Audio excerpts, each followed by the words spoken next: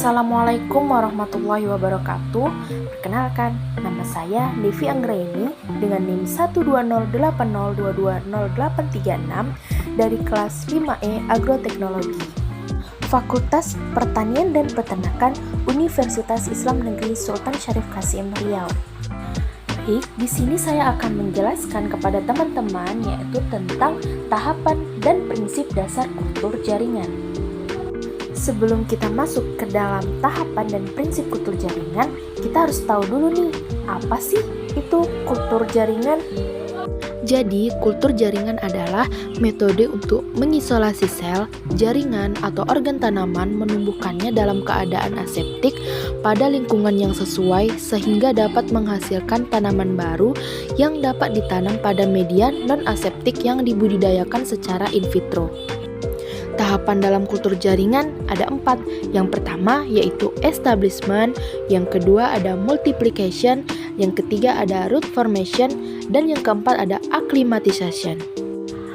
Yang pertama itu kita masuk ke establishment atau mendapatkan tanaman steril. Proses membersihkan eksplan dari mikroorganisme baik dari permukaan maupun dari eksplan itu sendiri.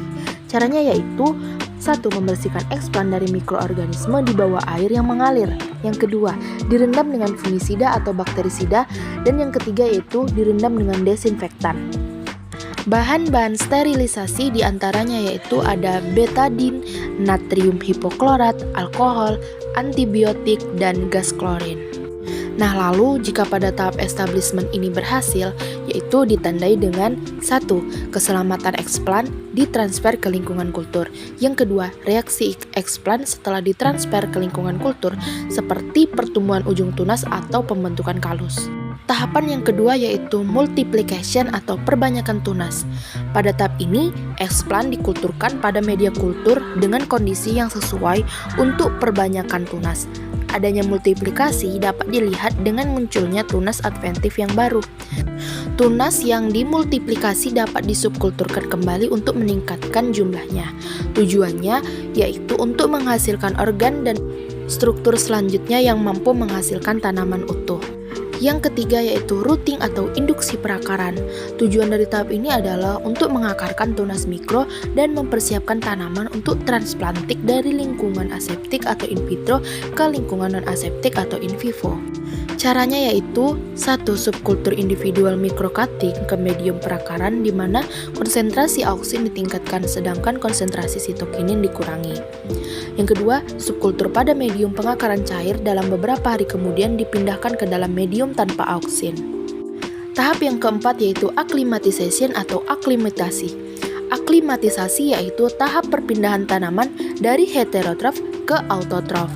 Hal-hal yang perlu diperhatikan dalam aklimatisasi yaitu yang pertama, menghindari kondisi stres yaitu dengan ditandainya dengan suhu dan kelembapan. Yang kedua, ada tanaman yang cukup kuat, dan ketiga, tanaman telah berakar. Selanjutnya yaitu prinsip dasar kultur jaringan. Yang pertama tuh ada totipotensi sel. Menurut Matthias Kleidin dan Theodor Schwann, totipotensi sel yaitu kemampuan suatu sel untuk tumbuh menjadi tanaman baru apabila diletakkan pada lingkungan tumbuh yang sesuai. Yang kedua yaitu regenerasi pucuk dan akar akibat pengaruh hormon. Hal ini dapat terjadi karena adanya zat pengatur tumbuh auksin dan sitokinin. Auksin yaitu senyawa organik yang merangsang pemanjangan pucuk, sedangkan sitokinin yaitu senyawa organik yang meningkatkan pembelahan sel di dalam jaringan. Pemberian auksin dan sitokinin merupakan tindakan yang penting untuk mengatur pembelahan, pemanjangan, dan diferensiasi sel, serta pembentukan organ tanaman di dalam kultur jaringan. Yang ketiga yaitu organogenesis dan embryogenesis. Organogenesis yaitu menumbuhkan sel atau jaringan merismatik tanaman pada medium tertentu untuk menginduksi terbentuknya meristem unipolar atau tunas atau akar. Yang kedua tuh ada embryogenesis, yaitu proses di mana sel somatik berkembang membentuk tumbuhan baru melalui tahapan perkembangan embrio tanaman melalui fase gamet. Yang keempat yaitu ada kompetensi dan determinasi. Kompetensi adalah menunjukkan kemampuan internal dari suatu sel atau jaringan tertentu untuk berkembang sedemikian rupa menjadi tipe sel, jaringan, atau organ yang spesifik dengan keterlibatan faktor, hormon, atau lingkungan yang spesifik. Sedangkan determinasi yaitu sel atau jaringan yang memiliki kompetensi selanjutnya mengalami determinasi yang arah perkembangannya tidak dapat balik atau disebut irreversible. Itulah tadi sedikit ilmu dari saya, lebih dan kurangnya saya mohon maaf. Wabillahi taufiq wal hidayah. Wassalamualaikum warahmatullahi wabarakatuh.